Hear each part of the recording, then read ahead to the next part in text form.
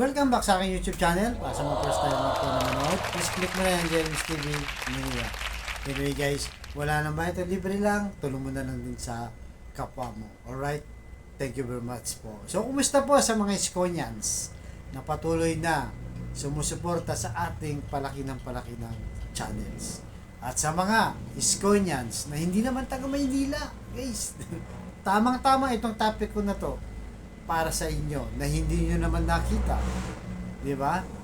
At hindi naman taga Maynila, pero nakita nyo sa Facebook man, di ba? Sa TikTok, ang pinagawang world class na public school niyon ay napasaya, guys. Talagang napasaya niya yung mga estudyante at mga guro dahil dumalo sa ngayong araw na to. Talaga namang hindi mapagsidlan sa saya ng mga bata, kasama na siyempre si Yorme. So pumunta siya sa Dr. Albert Elementary School na kanyang pinagawa na world class, guys, di ba? Na may aircon. Makita nyo, guys, mamaya yung mga kwarto. Pag tinignan mo yung mga bata, para mga anak mayaman, nasa private school, guys. Pero public school lang yon. So, ako, guys, talagang hindi ako nagsisisi na binoto ko yan si Yorme, di ba? At lalo na nung presidential election 2022, hindi talaga ako nagdalawang isip dahil alam ko may gagawing maganda talaga. So, isa na nga to sa education, guys. Napakahalaga ng education. 'Di ba? Sa ngayon, kulelat tayo, guys. Ang unang problema ng ating bansa, kulang sa classrooms. Kaya Cisco, guys, sinolusyonan niya na. 'Di ba? 4 yan, guys, 4 yan. Isa lang to sa ipapakita nating video na kung saan ay makikita nyo. Dinaig pa, guys. Dinaig pa yung mga university dito sa Maynila na luma na. Talaga namang makita mo. Nasa ayos, napakalaki, napakaganda, malinis. Diba? Tuwang-tuwa yung mga bata. Kaya sabi ko sa sarili ko habang pinapanood ko to, hindi talaga ako magsisisi na i-promote pa itong si Yorme. Diba? Hanggang sa manalo muli. Dahil sa kanyang napakita itong isang malaking resibo, guys, na hindi pwedeng gibain ng mga paninira ng ayaw kay Yorme. Diba? Bihirang ganyan, guys. Bihirang ganyan mayor, ha? Na may malasakit sa mga mahihirap. Ang nakikinabang ngayon dito, guys, mga mahihirap nating mga kababayan. Diba? Kasi yan ang pag-asa natin, mga kabataan, guys. Diba? Kaya nga sabi ni Jose Rizal, ang kabataan ay isang pag-asa ng bayan. So, kung maayos ang eskwelahan, ganito kaganda, di ba? May aircon, malinis, maayos. Sino ba namang hindi gagana mag-aral dyan, di ba, guys? Umulat umaraw, napakaganda ng school mo, hindi ka lulubog. Sa dadaanan lang siguro, pero yung eskwelahan, guys, napakaganda. Pulidong-pulido, dekalidad, talagang pang world class. Di ba? So, narito na, guys, papakita ko na sa inyo. Di ba? Talagang kahit kayo, guys, kahit hindi kayo taga Maynila, kaya binoto si Yorme kasi ng presidential election, gusto ko sa buong Pilipinas ganyan ang mangyayari. Kaso wala, hindi siya nanalo, guys, baka in the future matutupad din. Alright, guys, so hanggang dito na lamang po. So tuloy-tuloy lang tayo, guys, ha? Lahat ng Iskonian po na vloggers, supportahan nyo. Alright, so thank you very much po, Manila. God bless.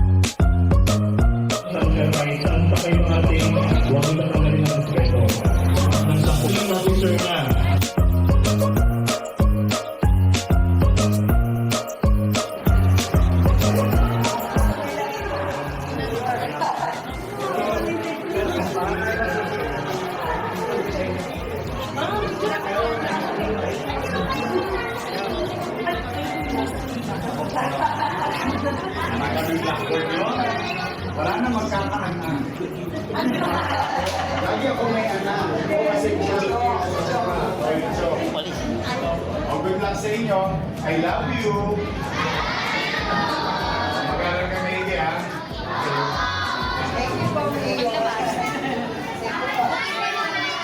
Ang ganda. Ang lamig. Ang sarap mag-aral. Naka-aircon po yung school na to.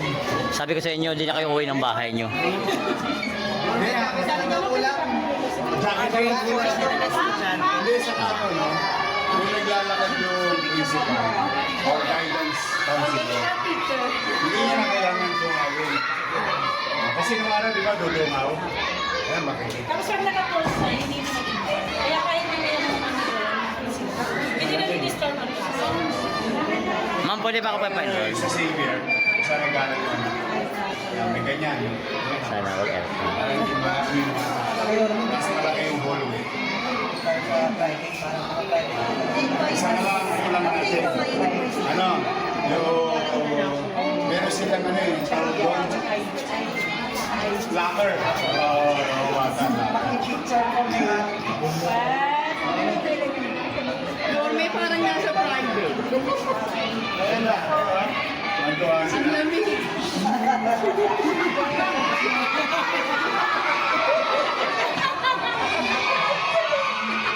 Sana, wala sa ikaw mo na kayo. Galing. Ganda, no?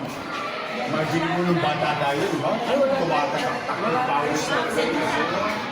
Ito pa isang klase, sir. Kamot, tahimik.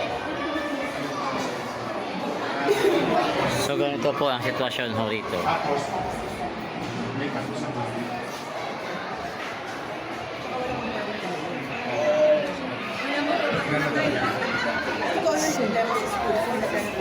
For safety ito.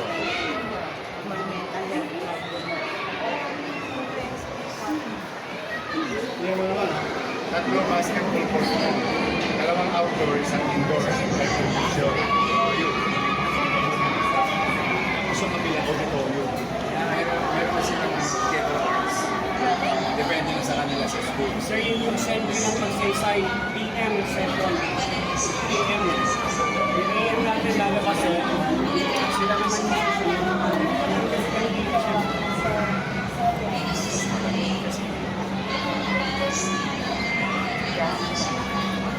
Sige, okay na.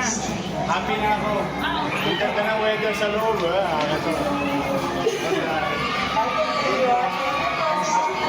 Sama si ma'am, laging fresh. Pero wala ko naman sa tayo. Ay, talaga? May isa pa rin doon sa class ko na lang yun. Thank you for your service.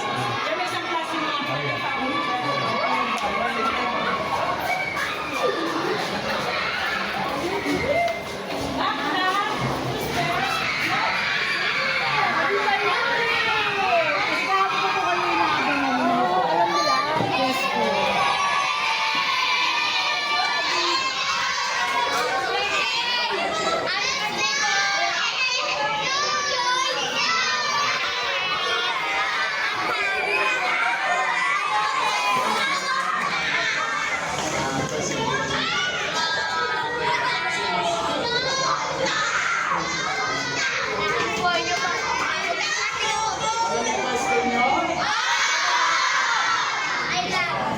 Ganda ba ngayon? Naka-jacket na, oh. Naka-jacket na sila lahat, oh. Nakaliwalas, eh.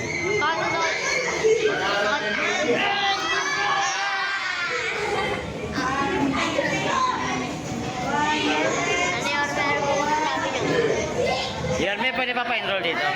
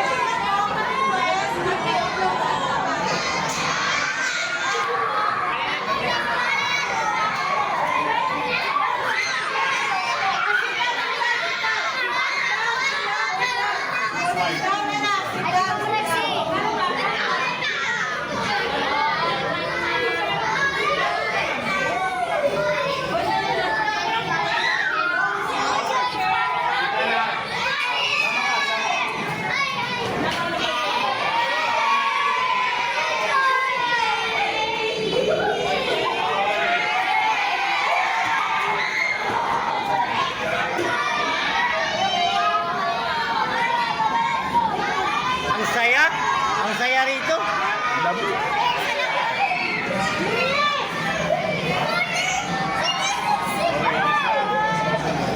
Ayun, nabasa na.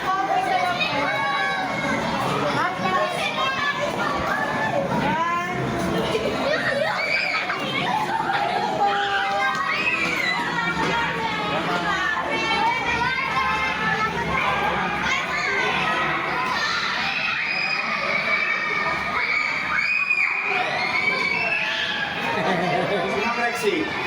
Ano po? Ayan si Rexy.